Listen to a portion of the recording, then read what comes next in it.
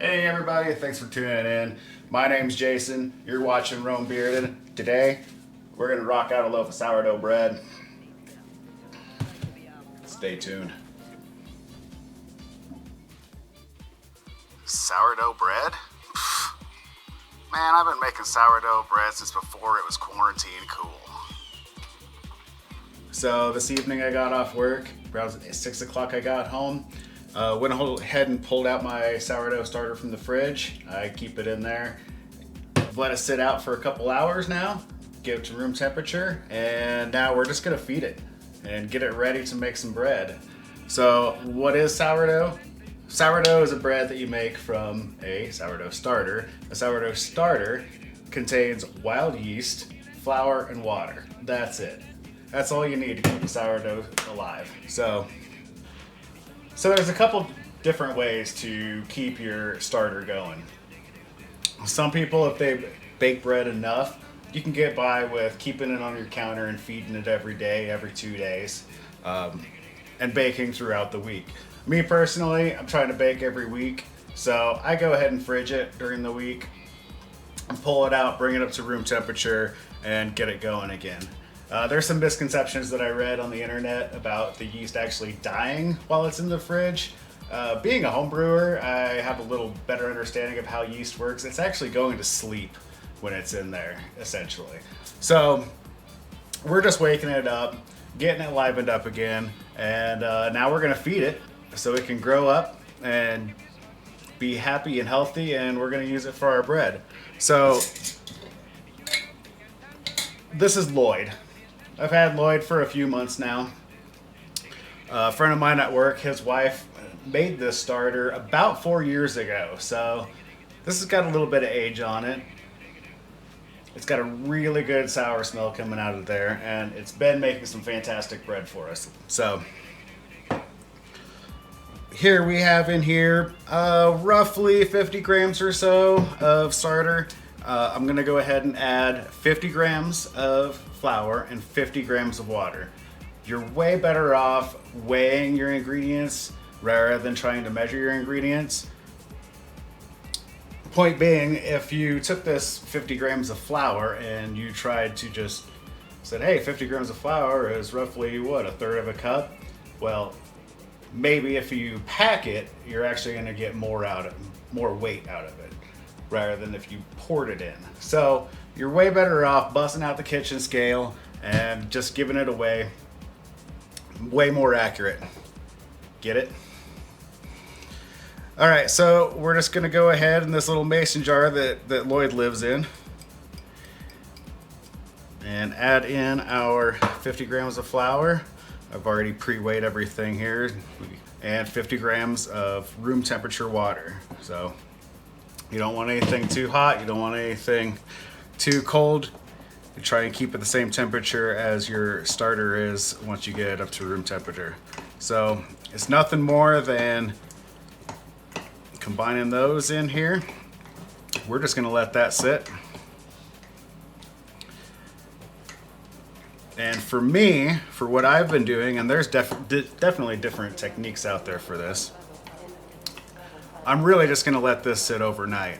Now, if you come back in a couple hours and you check on your starter, you'll see it'll roughly double in size. So if I come in before bed and take a look at it, this thing's probably gonna be sitting towards the top of the mason jar. That's a great sign that you've got some healthy yeast just chowing down on those sugars and that the flour is producing and keeping itself super healthy. So I'm just gonna put the lid back on. I'm not gonna screw it on tight.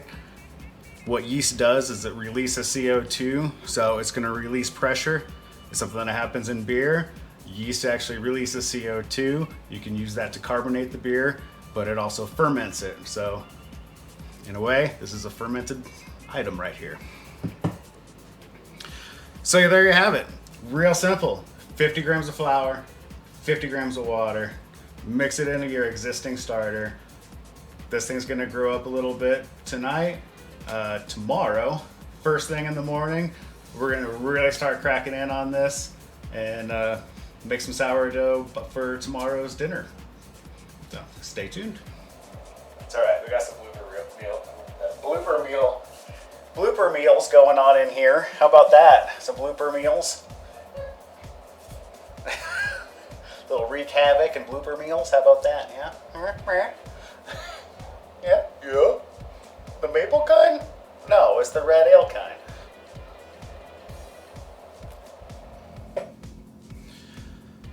All right, so it's Saturday morning. We're here to get this sourdough bread started up here. So this thing's been chilling out on the counter all night long. About an hour after I fed it last night, this thing was doubled up in size and looking really nice. So now got a good amount in here. It smells nice and sour, which is delicious. We got our scale, our bowl on it, and we're just gonna measure out 75 grams of starter. So we're just gonna dump that right in there.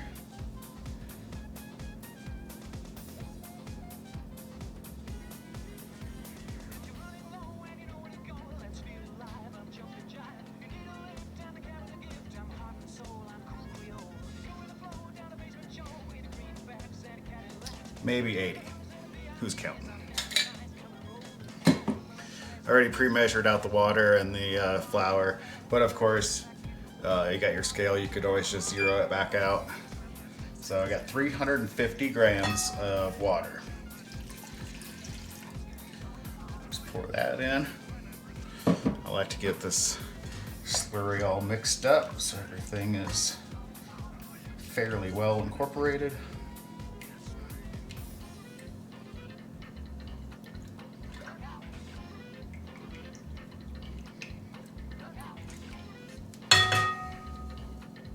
And then we've got 500 grams of flour. You'll want to try and use unbleached flour just because the bleaching process in flour doesn't even sound that appealing to begin with. But it also strips away some of the nutrients in the flour that the yeast really grabs hold of. I actually like to use 100 grams of whole wheat flour and then 400 grams of unbleached white. The wheat will also, or the whole wheat flour will also give it some extra nutrients, so you get a really nice, healthy batch of goodness inside this bowl right now.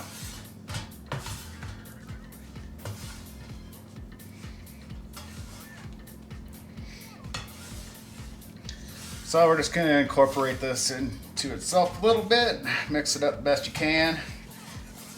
It is gonna look dry and shaggy, but that is quite all right. You're gonna be tempted to want to add extra water to it. There is no need. Once this thing sits, we're just gonna let it sit covered up in some plastic wrap. And we're just gonna let it sit for a couple hours. At this point,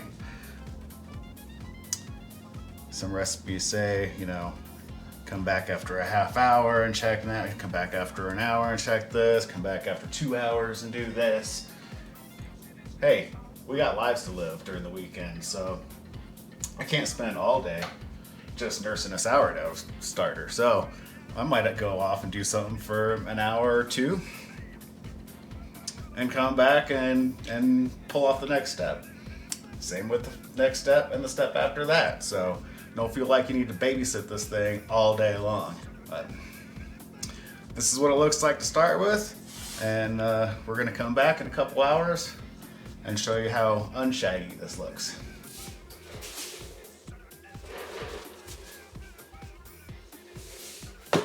Sourdough. Okay, so it's been a couple hours and this thing's been sitting, hanging out.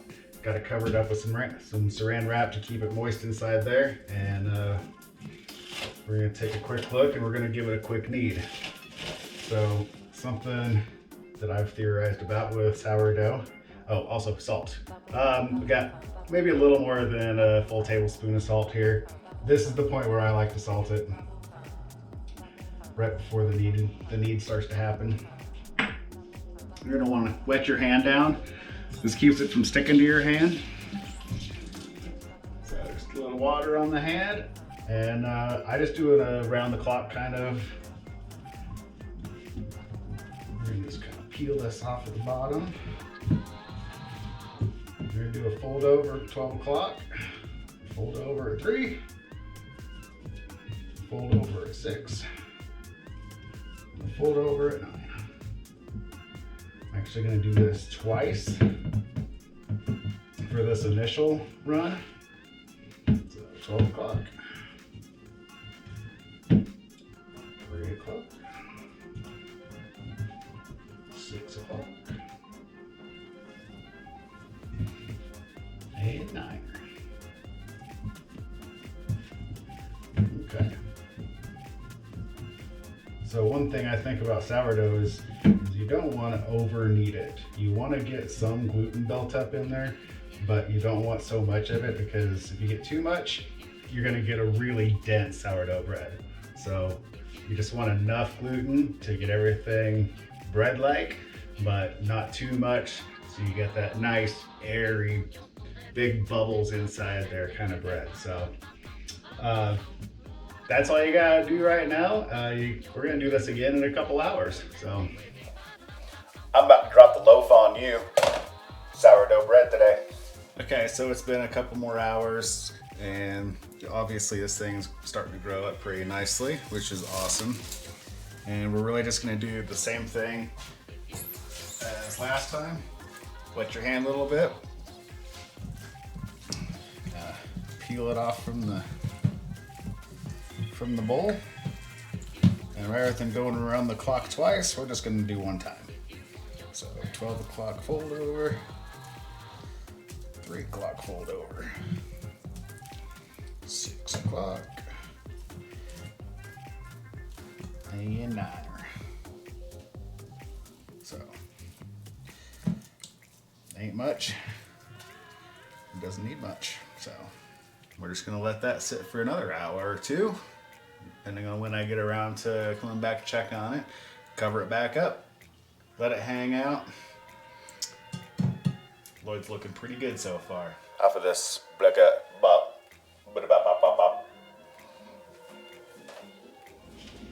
so this is the 4th knead right here, and we're really gonna do the same thing. Get yourself a nice wet hand real quick,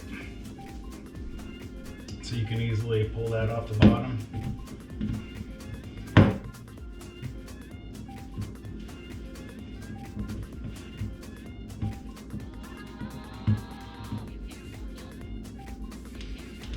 But for this one here, I'm going to go ahead and throw a little flour down.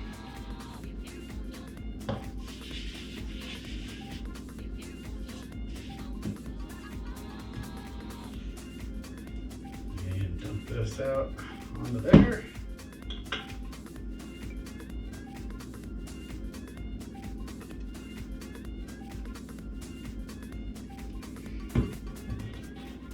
And put a little flour over top of it.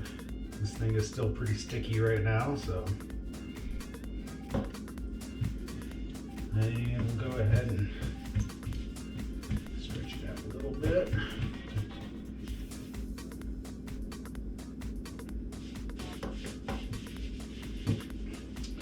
And we'll go ahead and give it the 12 o'clock, 3 o'clock, 6 o'clock, 9 o'clock folds. Now, I'm just going to kind of form it into a, just kind of rolling it into itself here.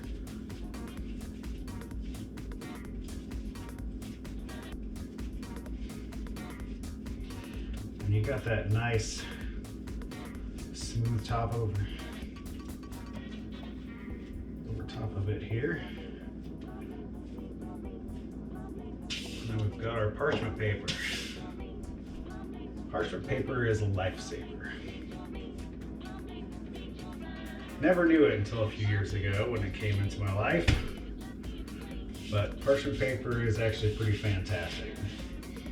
So just drop that on there, and throw a little extra flour on top. And at this point, I'm going to drop it inside of a cast iron pot. If you have any other heavy duty, even a ceramic pot with a good lid to it, you really want something with a lid to it. I prefer cast iron myself, but if you've got another pot with a good lid on it, definitely be able to use that as well. I'm just going to set that in there and go ahead and cover that up.